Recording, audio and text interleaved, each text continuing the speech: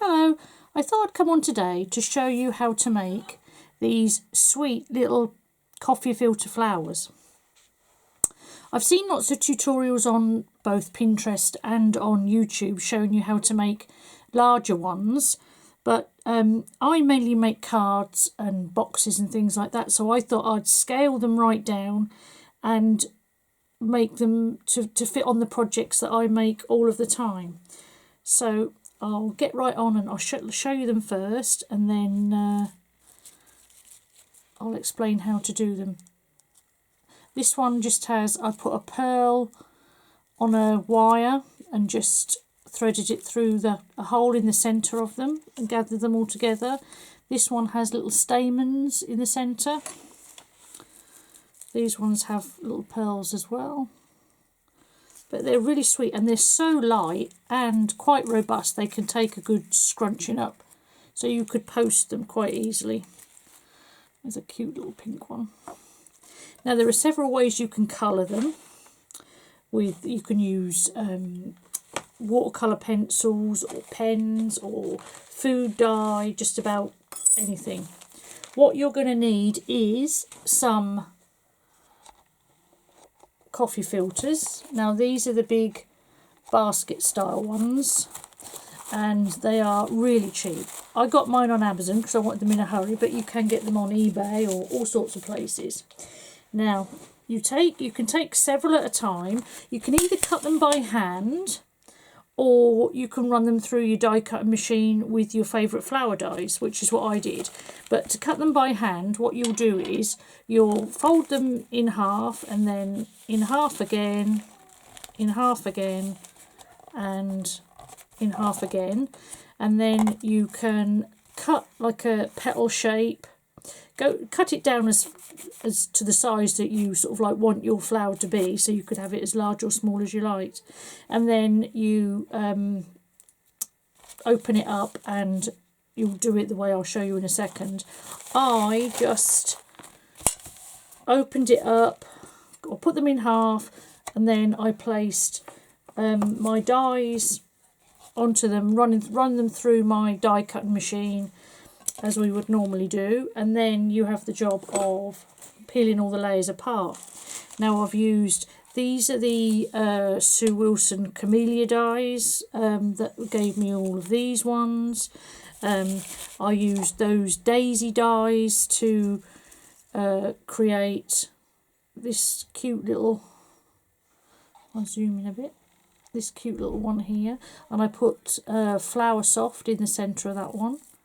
Again, it's on a wire. Let's zoom back out. And these ones I cut with they're Spellbinder dies, Becca Feekin Cinch and Go flowers. These are handy because they've already got the hole in the centre for threading your stamens through. But first of all, I'll show you how to colour them.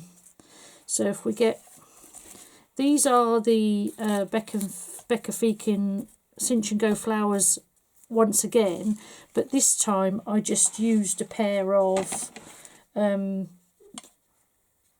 edge scissors and went round and snipped the edges, so that just to see what a difference it would make to the overall look of the petals. So we're going to make a mess now. You just this is like an aqua marker. You could use watercolour pencils or anything you like, and then spritz some water, and then you can either just lay them in so they absorb the colour, or you can mark onto the marker if you want a bit more of a pattern, or darker bits and lighter bits.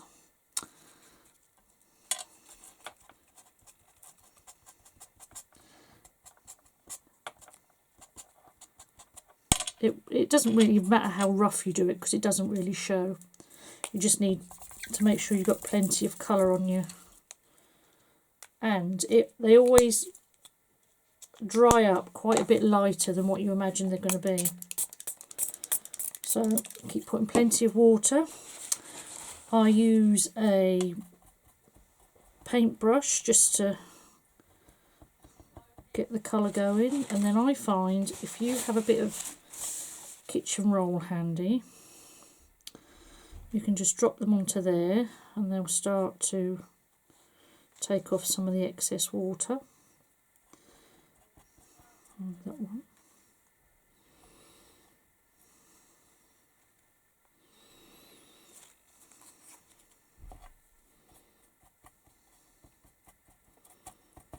And it's nice to have the different shades, so it's nice to have some darker ones and some lighter ones, because in nature colours aren't always all uniform. The other nice thing is to have the varying sizes of the flowers as well.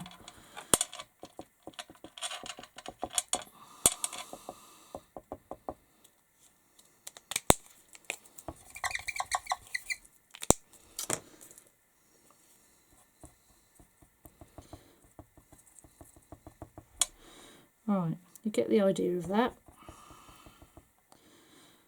So I'll go on and show you the next step. Let's just do these ones.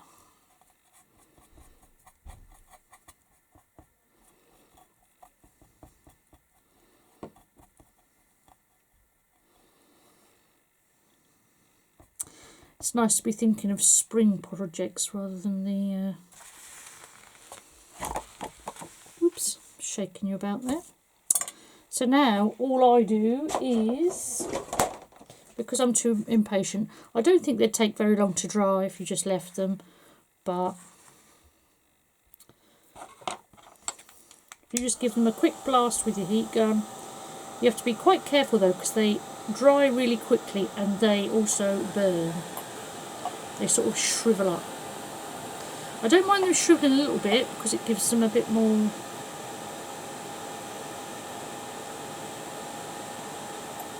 detail. But you can see it takes just seconds.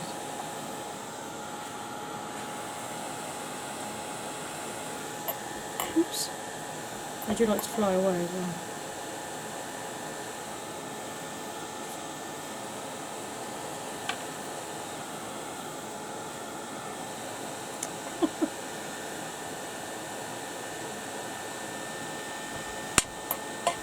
I'm back.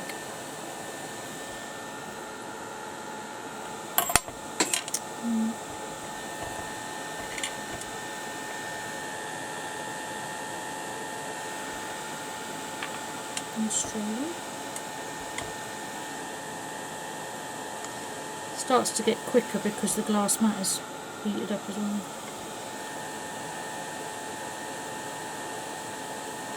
Right, that'll do because I've got some already done. Now, let's use my mucky shaping mat. If you just pop them onto your mat and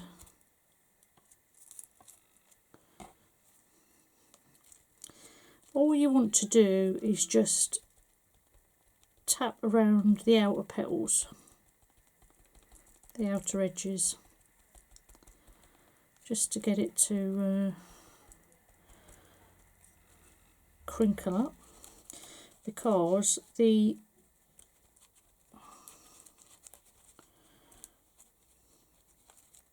more crinkled up they are, the prettier they look, I think.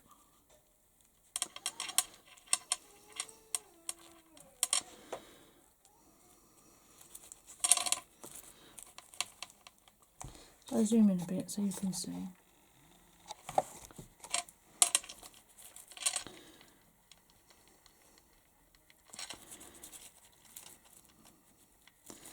I'll just speed through this really quickly.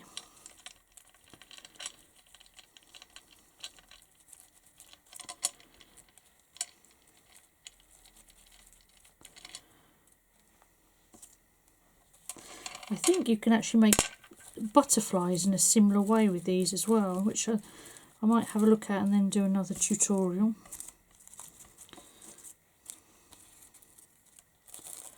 These ones I made earlier. If you could see my desk, I'm surrounded in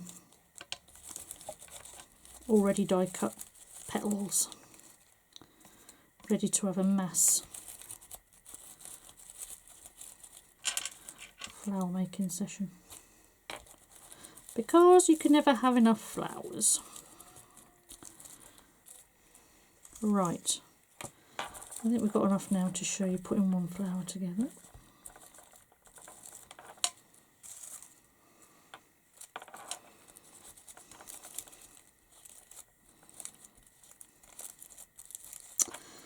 What a better thing to do on a Saturday afternoon. Anyway, you can either, here I've put a tiny pearl, onto a piece of craft wire and just wound it on, or you could use stamens, like little, can you see that? Little stamens to go in the centre of them. So what you need to do is you need to layer up your flower with your largest petals first. Just make sure you can see. I use some of the decollage ones and some of the straight ones. Always offset the petals from the one below. These ones are still a little bit damp actually, but I think they'll be alright. Oh, that one hasn't got a hole in the centre. Reuse you.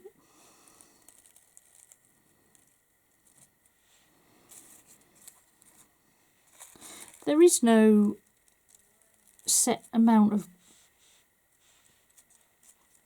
layers of petals, you just do it to your whatever. I think that one's too big. Whatever however fluffy you like them. If you like them all really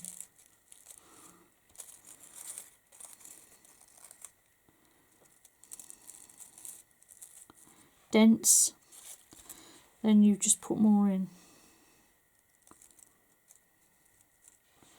Right, let's just see if I can line up the hole in the middle. I think I will use for this one, where did I put my little pearl? There it is.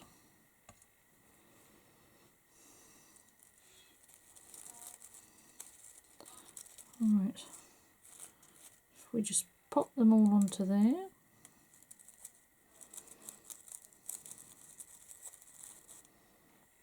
Offsetting the leaves, make sure they're all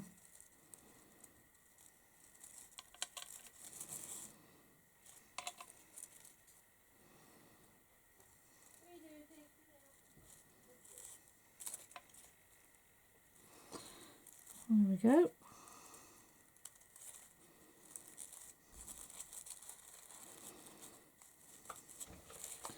And then we're just going to put some glue on the bottom.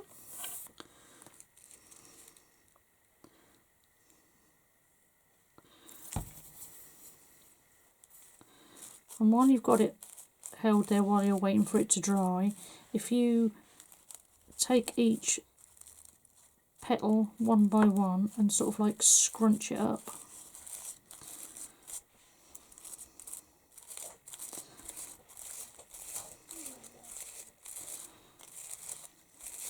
Like that. It makes your flower a lot prettier. Excuse my children in the background. But there you go. It's as easy as that. Then you just have to leave them to dry. But the colours and styles are entirely up to you. It's nice sometimes to put a coloured pearl in the centre. Or like that one has got a nice pink one. You can also take the pen you used to colour your flower in the first place and just go across the tips of the leaves to give a bit of definition to the ends of the petals. That brings a bit more colour into your flower as well. That one's got a little pearl in the centre too. But that is basically how you make coffee filter flowers for sort of like card making size, decorating boxes, that sort of thing. But I think they would look really pretty. In fact, I think I'll decorate a box and share it with you on my blog, which is cotswoldcrafter.blogspot.co.uk. So that's all for now. I hope you found that easy enough to follow. I'll be back again with another tutorial soon. Take care. Bye bye for now.